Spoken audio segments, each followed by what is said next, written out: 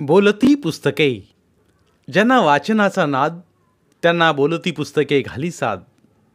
आमचं channel subscribe करा आणि सबस्क्राईब करायला इतरांनाही सांगा. नमस्कार श्रोते मित्र हो, बोलती पुस्तके सादर करीत आहे लेखक M.B. तोडकर लिखित कादंबरी गावकूस, भाग 5. दुष्काळ संपून मोरलं पेरणीचं हंगाम आलं. अण्णानं कोडीबरोबर मळ्याचं रान पेरून घेतलं. जमतील तशी बैलांची भाड्यानं अवतं केली. मळ्यात आणि कोडीला जुंधळं कडधान्य पेरून घेतलं. यावर्षी जेमतेम पाऊस पडला. वर्षाची बेजमी होईल एवढं धान्य आणि कडधान्य पिकलं. तेला मिठाला बैलाची भाडी होतीच की. सारा तनुमनूचा संसार चालला होता अण्णा आणि शेवंताचा. एकाला 4 पोरं बडदी होईत होती. आधाशा गद खाईत होती आणि खातील तशी आणि मोठवाड दिसत होती. हे बघून अण्णा आणि शेवंताच्या पोटात भीतीचा गोळा उठत होता. मुठभर डाळ घालून डिचकाभर अंदान करून ठेवलं तर कुस्करून खाऊन भाकरीची बुट्टी सांच्या पत्र मोकळी होईत होती. पुन्हा सांच्याला पण बुट्टी रिकामी व्हायची. धान्य कडधान्य संपलं तर कुणाकडे हात पसरायचा याचा सारखा विचार करायची शेवंता. अण्णा तसा मोठा स्वाभिमानी होता. उपाशी मरल पर कुणाच्या दारात उसण्या पासण्याला जाणार नाही. पर पोरांचं काय याचा ध्यास लागलेला. आता धान्य कडधान्य दिवाळीच्या तोंडावर संपत आलेलं. सालाप्रमाणे अन्नाचा हिशोब चुकला होता. कारण दिवाळीपासनं शाळू हरभरा पिकून संसाराचा गाडा सुराला लागत होता. दर साली खाणारी तोंड आणि पोरं मोठी झाली होती. पोत्यामागनं पोती संपत होती. दारिद्र्य हुंबऱ्यावर उभा राहून जणू यंगाडतच होतं. शेवंताला आणि अण्णाला विचारित होतं, येऊ कात? तसा अण्णा हवाल दिल होईत होता. पण एक जमेची बाजू होती. दुष्काळाच्या मागल्या सालीच वाटण्याहून बैलजोडी अण्णानं जोडली होती आणि रोजगार हमीच्या कामावर झोपली होती. जसं जनता जगवायचं सरकाराचं धोरण होतं तसा गोवंश पण जगला पाहिजे. गोवंश जगला तरच बळीराजा तरणार होता. गोवंश नष्ट झाला तर ह्या शेतकऱ्याची अवस्था केविलवाणी होईल. असं त्या काळातल्या सरकाराचं धोरण होतं. आणि सरकार म्हणजे तरी कोण हो? आपल्यातनंच कुणबावमधनं ह्याला त्याला मदत करीत निवडणुकीत उभा राहून निवडणूक लढवून हुद्द्यावर गेलेली मंडळीच की. कुणी आबाळातनं पडून सरकार म्हणून आलेली नाहीत. त्यात बी काय बिन शेता भाताचे असतील हो. पर जत्रेला गेल्यावर अंगावर गुलाल भंडारा पडणारच की. तशी बिन शेता भाताची कुणब्याच्या घोळक्यात आल्यावर कुणब्यांचा सहवास लागणारच की. अशी गावात दुष्काळ साली आगळ पगळ चर्चा होत राहिली होती. बैल आणल्यापासनं भाडी करून त्याबरोबरनं शेवंताला आणि बिनूला अवतासंग रोजगाराला लागून जगायचं आणि कुटुंबाची हेळसाण थांबवायची धडपड चालू होती अण्णांची. त्यामुळं दुप्पट राबावं लागायचं आणि दुप्पट हजेरी पाडायची अशी अण्णानं तयारी केली होती. त्यात पोरं लहानाची मोठी करून त्यांचं शिक्षण पूर्ण करायचा ध्यास घेतला होता. त्यात पुरता होरपळला होता अण्णा. बाकीची काय शिकतील ती शिकतील, पण वसंता फार हुशार होता. त्यात बाळातात्यासारख्यानं वसंता हुशार असल्यानं हुद्द्यावर जाईल असं सांगितल्यापासून तर अण्णासाठी वसंता हुद्देवाला असल्यागतच भासू लागला होता. हे ध्यानात आल्यावर अण्णाच्या चेहऱ्यावर अधिक टकळा यायची. त्यामुळं अण्णा अधिक जोमानं कामाला लागायचा. आता दुष्काळ संपून थोडा पाऊस झाला होता. मोरल्या चाऱ्याचा तसंच पिण्याच्या पाण्याचा प्रश्न तात्पुरता मिटत चालला होता. रोजगार हमीची सारी कामं बंद झाली होती. हिरेजनी थोडं थोडं पाणी आलं होतं. पण मोरल्या उन्हाळ्यापासून पाणी तग धरल याची शाश्वती नव्हती. दुष्काळ संपला हे 2 शब्द आणि त्याची ही 6.5 अक्षर एवढं सोपं नव्हतं. हे गावाला 150 वर्षानं मागं घेऊन गेली होती ही 6.5 अक्षर. कारण गर्द झाडीच्या पळकाट्या झाल्या होत्या. गावाच्या गर्द झाडीची आणि हिरविळीची दौलत नाहीशी झाली होती. यमाईचा डोंगर आता पुरा बोडका दिसायला लागला होता. झेंडा चौकाच्या मागल्या अंगाचं अंजली टी स्टॉलचं आता अंजली बियर बार झालं होतं. गंजीला पिंडी राहिली नव्हती. मळ्याच्या पांदीचा हिरवा गर्द तट जाऊन त्याच्या जळण काटक्या झाल्या होत्या. हिरीच्या पाजराची भोकं बुजली होती. माळाच्या चिमणचाऱ्याची कुसळ होऊन वाऱ्यासंग उडून गेली होती. पोटाच्या खळग्यासाठी आणि पैशासाठी मळ्याच्या बांधावर दिमाग खात डोलणारी आंबा सीताफळीच्या पळकाट्या झालेली झाडं कसाबानं गुरं कापावीत तशी साऱ्या गावानं कापून इकली होती. माणसात माणूस राहिलं नव्हतं. रात्री अपरात्री हाकेला ओ देणारा, संकटाला धावून येणारा कुणी भाऊ का कुणी मैत्र राहिला नव्हता. एकमेकाचा मत्सर, द्वेष, आढी, अभिमान आणि आकस याची मात्र वाढ भरभरून झाली होती. तरी बी सारी म्हणायची, औंदाच्याला मातूर प्यायला पाणी, गुरासनी वैरण चारा आणि पोटापुरतं धान्य पिकल बघा. अगदी तसंच झालं. धोतनं पिकायचं ते औंदा वंजळीनं पिकलं होतं. तेवढ्यातच समाधान मानत राहिली सारी. दर साली कधी कमी कधी जास्त असा पाऊस काळ पडत चालला होता. दिवसामागून दिवस जात होते. अण्णा मात्र येणाऱ्या दिवसाला धुंड मारत दिवस ढकलत होता. अण्णाची पोरं आता टणक झाली होती. वसंता 10वीत शिकत होता. थोरल्या बिनूला मात्र अण्णा उतरतीला लागल्यामुळं वसंताचं शिक्षण पुरं करायसाठी म्हणून शाळेतनं काढून बैलामागं झोपलं होतं. शेवंताबरोबर अंग मेहनत जेवढी जमल तेवढं काम करायचं धोरण ठेवलं होतं. पण थोरल्या बिनूला मात्र अजून खूप शिकायचं होतं. वसंताच्या शिक्षणाच्या पायात अण्णानं आपल्या आयुष्याचं मातेरं केल्याची खंत बिनूला आज सुधीक वाटते. कारण कधी भेटला तर आजही तो उसनतो, म्हणतो, बानं माझ्या आयुष्याचं वाटोळ केलं. धाकल्याचं शिक्षण व्हावं, तिच्या शिक्षणाला पैसा पुरवावा म्हणून मला शाळेतनं काढून बैलामागं झुपलं. शेवटी बानं असं का केलं याचं कोडं आज पत्तूर कुणाला सुटलं नाही.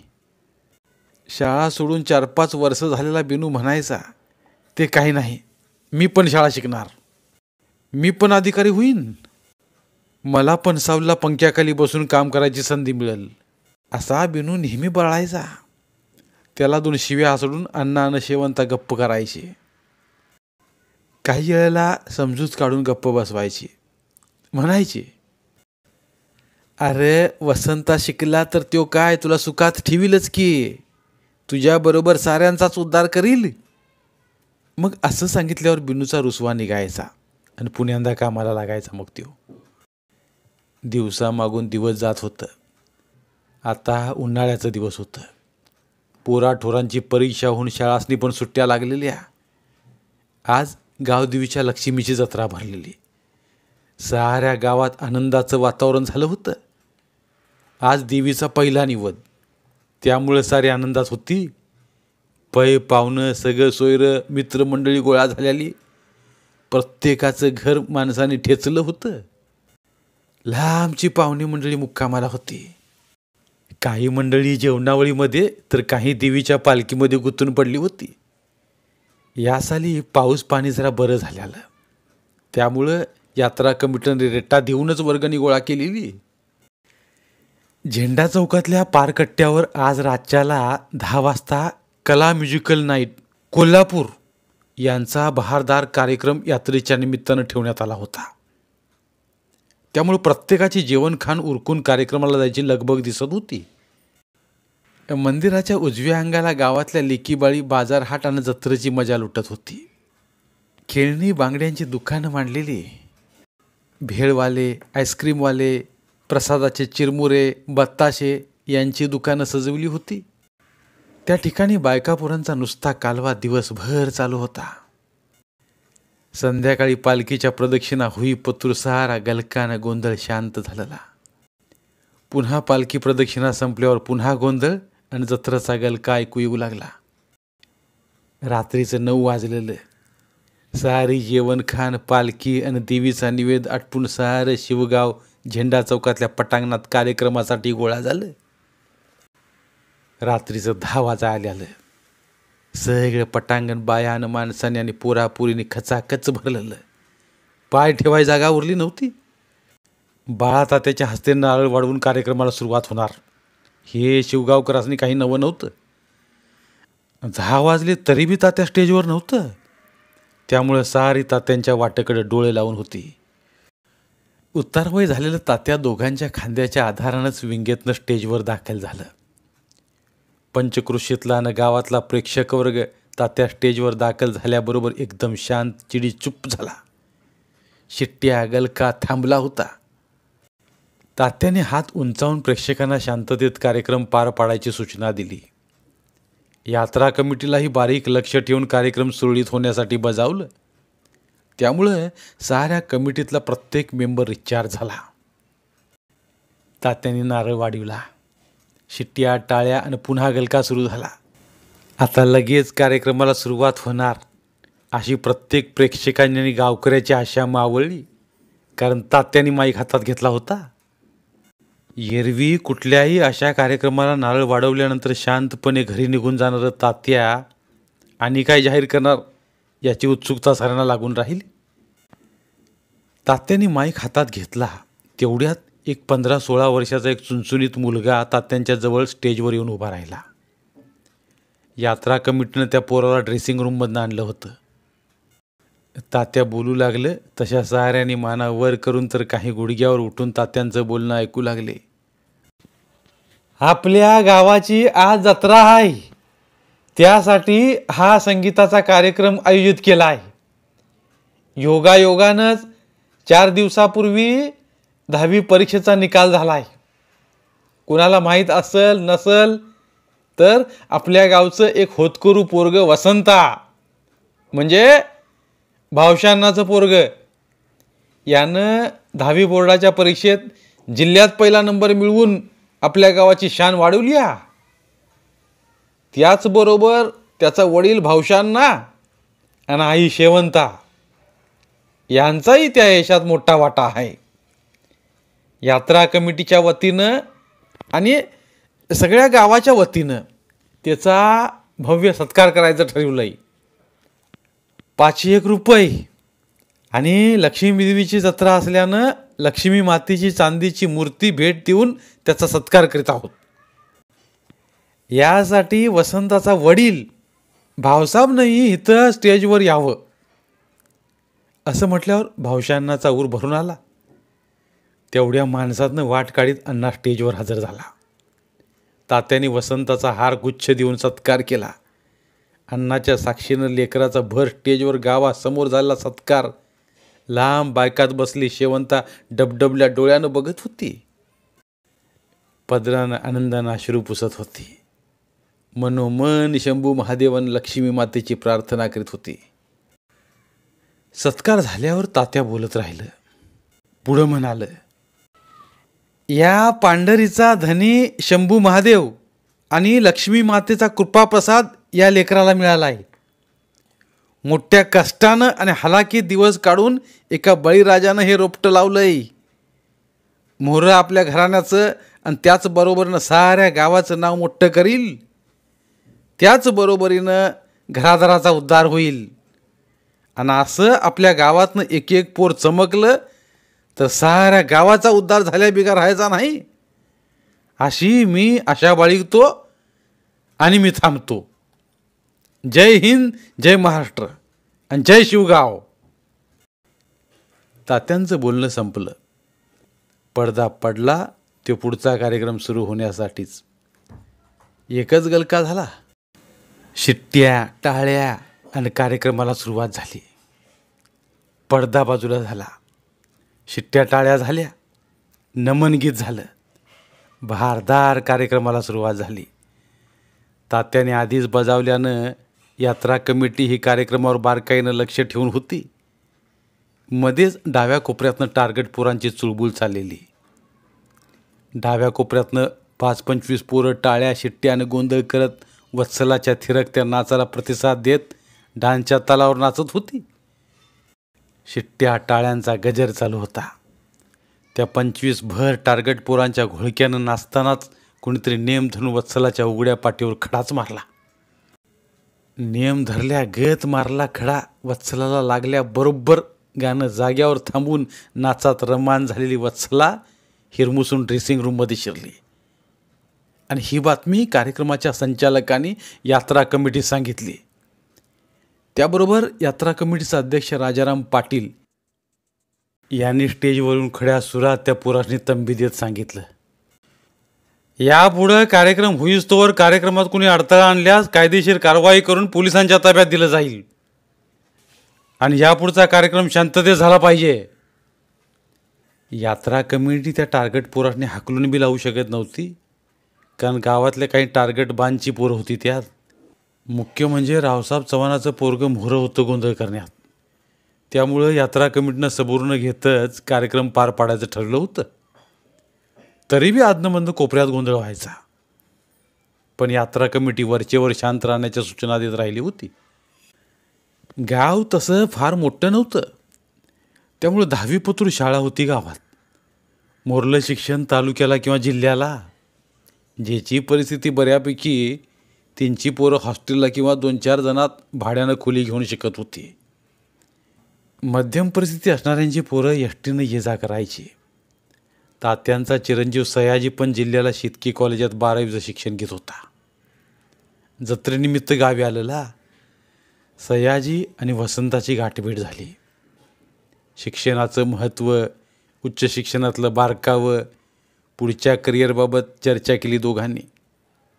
वसंता चांगल्या मार्कांनी पास झाल्यानं इंजिनियर विभाग कसा महत्त्वाचा असून सोयीस्कर आहे याची माहितीही सयाजीकडून वसंताला मिळाली होती.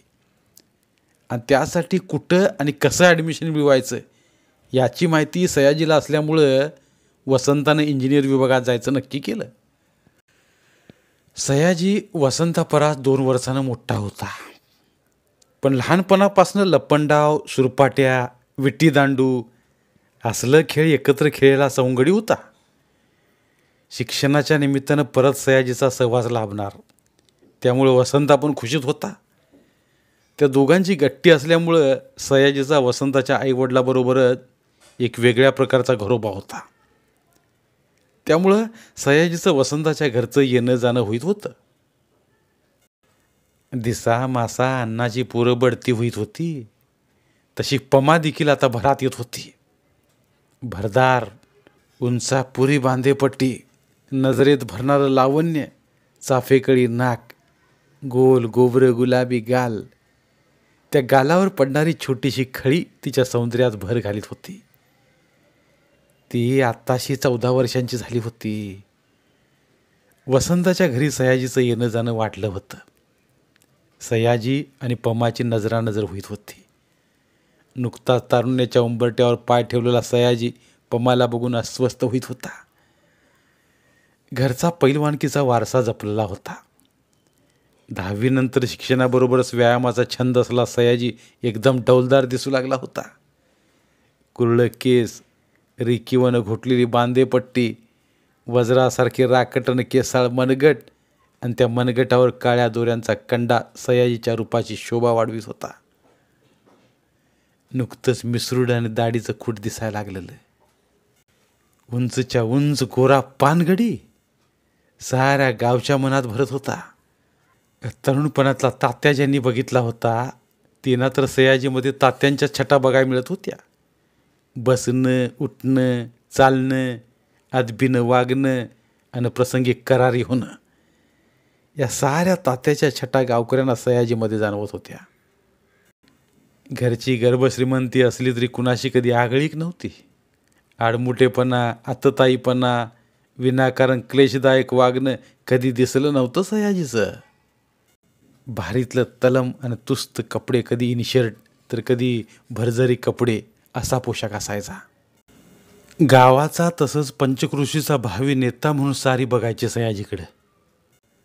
अशा या उमद्या तरुणासंग आपल्या वसंताची मैत्री हाय याचा भाऊशांना अभिमान वाटायचा आणि आनंद वाटायचा. अशाच एका संध्याकाळी सयाजी आणि वसंताच्या शिक्षणाच्या पुढील वाटचालीवर चर्चा झाली. आता सुट्ट्या संपत आल्या होत्या. मोरल्या ॲडमिशनचं धुमशान चालू झालं होतं. सयाजीनं आणि वसंतानं इंजिनिअरिंग कॉलेजमध्ये जिल्ह्याच्या ठिकाणी ॲडमिशन घेण्यापासून ह्याच कॉलेजच्या हॉस्टेलच्या राहण्यापर्यंतच्या चर्चा होऊन ॲडमिशनचं निश्चित केलं होतं. सयाजीनं हॉस्टेलसह इंजिनिअरिंगच्या शिक्षणाच्या खर्चाबाबत सारी माहिती मिळवली होती. त्याप्रमाणे वसंताला सारं समजून सांगितलं होतं. रात्री झोपायच्या टायमाला वसंतानं इंजिनिअरिंग कॉलेजच्या ॲडमिशनचं हॉस्टेलच्यानं शिक्षणाच्या खर्चाबाबत अण्णाला सांगितलं. आज शनिवार आहे. सोमवार सकाळी 10च्या गाडीनं जिल्ह्याला जाऊन ॲडमिशन घ्यायचं ठरवलं आहे. त्यासाठी त्या कॉलेजचंच हॉस्टेल म्हणजे राहायची सोय आहे. हॉस्टेलसह शिक्षणाचा खर्च बाकीच्या संस्थेच्या मानानं कमी आहे, अशी सारी इत्तंभूत माहिती अण्णाला सांगितली. रात्री झोपायच्या टायमाला ह्यो विषय काढल्यामुळं अण्णाची पुरती झोप उडाली. पोटात भीतीचा गोळा आला. औंडा गिळत अण्णाने विचारलं, किती पैसे लागतील रे बाळा सध्याला? तुर्तास तरी 2-1 हजार लागतील बघा अण्णा. अण्णा विचार करू लागला. इळभर बैलाची भाडी केली तर 20 रुपये मिळत्यात. घड्यासंग म्हटलं तर दिवसाकाठी 40 रुपये हजेरी पडत्या. आणि आता याला 2,000 रुपये कुठनं उभं करायचं?